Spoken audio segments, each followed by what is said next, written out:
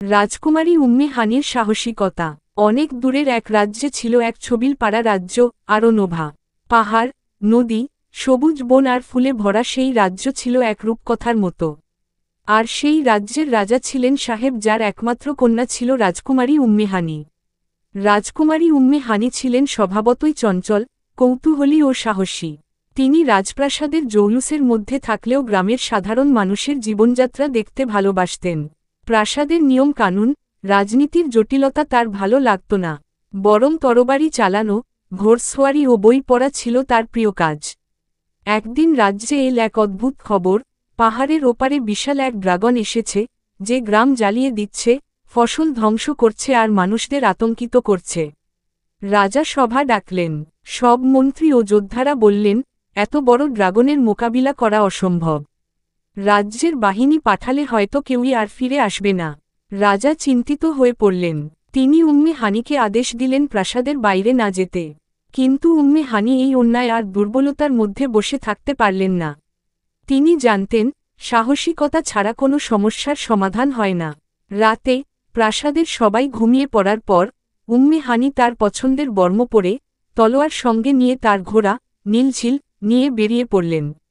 তিনি তার ছোটবেলার বন্ধু আর রাজ্যের প্রধান জাদুকরের শিষ্য, আয়ুষকে সঙ্গে নিলেন।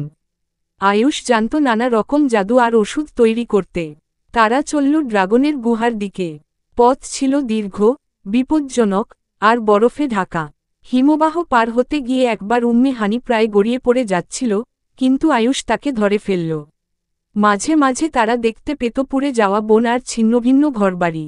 সব জায়গায় ছিল এক গভীর আতঙ্কের ছায়া। 3 দিন পর, তারা পৌঁছাল ড্রাগনের গুহার সামনে।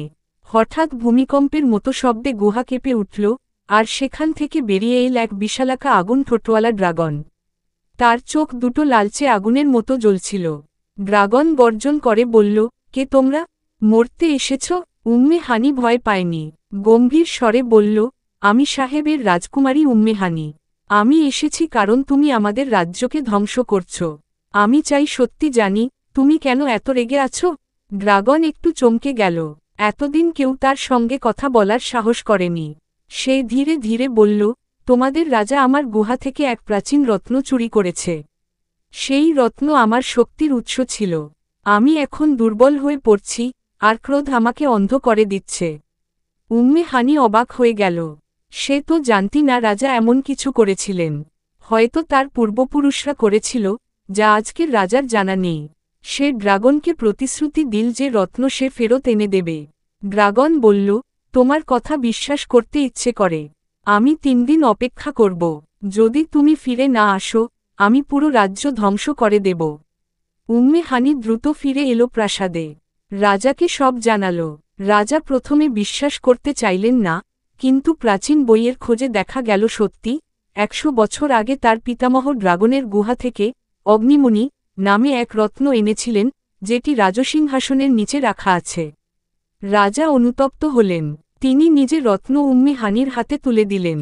উম্মে হানি আবার যাত্রা করল আয়ুষকে সঙ্গে নিয়ে। এবার সে জানত, সে কার জন্য লড়ছে, ন্যায়বিচারের জন্য।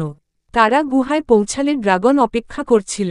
উম্মে হানি রত্ন তুলে ধরল। গুহা আলোয় ঝলমল করে উঠল। ড্রাগনের চোখে অশ্রু এলো। সে ধীরে ধীরে বলল, তুমি সত্যিই সাহসী এবং ন্যায়ের পক্ষে। আমি তোমার রাজ্য আর কখনো ক্ষতি করব না। বরং, আমি পাহাড়ের ওপারে পাহারাদার হয়ে থাকব। ড্রাগন গুহায় ঢুকে গেল, রত্ন নিয়ে। গুহা আবার বন্ধ হয়ে গেল, কিন্তু এবার সেখানে শান্তি বিরাজ করছিল। উম্মে হানি আর আয়ুষকে রাজ্যে ফিরে এলে সবাই তাদের বিরচিত সম্বর্ধনা দিল। রাজা ঘোষণা করলেন, আজ থেকে উম্মে হানি শুধুই রাজকুমারী নয়, রাজ্যের রক্ষাকর্তা। বছর কয়েক পর, উম্মে হানি রানী হলেন ছবিল পাড়ার। তার রাজত্বে সবাই নিরাপদে, শান্তিতে আর সমানাধিকারে বাঁচত। তিনি শিখিয়েছিলেন, বাহুবলের চেয়ে সাহস, জ্ঞান ও করুণা অনেক বড়।